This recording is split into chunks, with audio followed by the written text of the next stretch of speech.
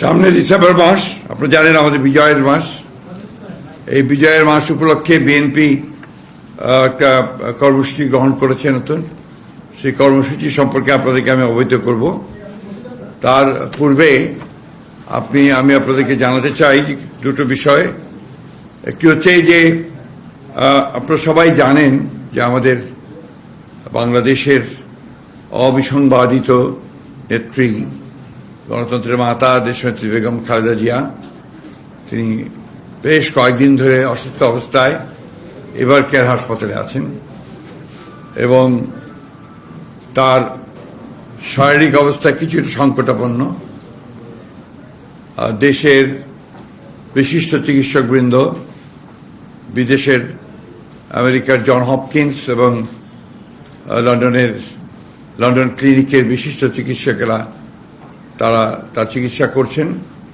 গতকাল রাতে তারা একটা মেডিকেল বোর্ডে সভা করেছেন প্রায় 2 ঘন্টা 2.5 ঘন্টা ধরে, এবং সেখানে তার চিকিৎসার ব্যাপারে সমস্ত চিকিৎসকদের মতামত নিয়ে তারা কথা বলেছেন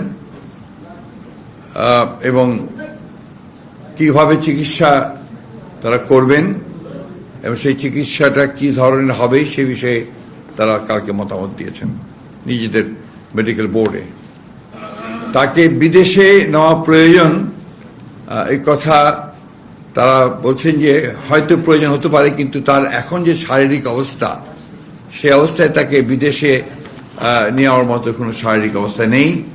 শারীরিক অবস্থা আল্লাহর অশেষ রহমতে যদি স্টেবল হয় তখন চিন্তা করে দেখা হবে যে তাকে বিদেশে নেওয়া সম্ভব হবে কিনা।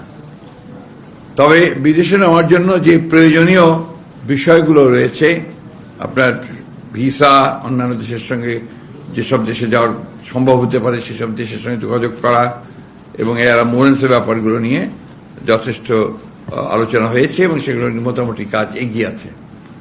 অর্থাৎ যদি আপনার প্রয়োজন হয় এবং যদি দেখা যায় যে she is ready to fly, তখন তাকে নিয়ে যাওয়ার ব্যাপারে খুব দ্রুত সিদ্ধান্ত নেওয়া সম্ভব হবে। আরেকটি বিষয় যেটা আমি আপনাদের মাধ্যমে গোটা দেশবাসীর কাছে জানাতে চাই, যে স্বাভাবিকভাবেই দেশনেত্রী বেগম খালেদা জিয়া এই দেশের সবচেয়ে জনপ্রিয় নেত্রী এবং তার অসুস্থতায় সব মানুষই উদ্বিগ্ন, উৎকণ্ঠিত এবং অসংখ্য মানুষ হাসপাতালে ভিড় করছেন। এতে করে হাসপাতালের কর্তৃপক্ষ এবং চিকিৎসকরা অত্যন্ত বিব্রত বোধ করছেন। তারা চিকিৎসা কার্য চালাতে ম্যাডামেরটাও এবং একসাথে অন্যান্য যারা রোগী আছে তাদের সেখানে বিঘ্ন সৃষ্টি করা হচ্ছে। তা আপনাদের মাধ্যমে আমি সংশ্লিষ্ট সকলের কাছে অনুরোধ জানাতে চাই যে আপনারা কেউ দয়া করে হাসপাতালে ভিড় করবেন না। অনুগ্রহ করে বিএনপি নেতা কর্মী, তার শুভাকাঙ্ক্ষী বা দেশের মানুষ, তারা দয়া করে হাসপাতালে ভিড় করবেন না। আমরা সময় মতো আপনাদেরকে তার হেলথ বুলেটিন সম্পর্কে জানানো হবে, সেটা আপনারা জানবেন, কিন্তু আবার অনুরোধ করছি দয়া করে কেউ সেখানে উপস্থিত হবেন না।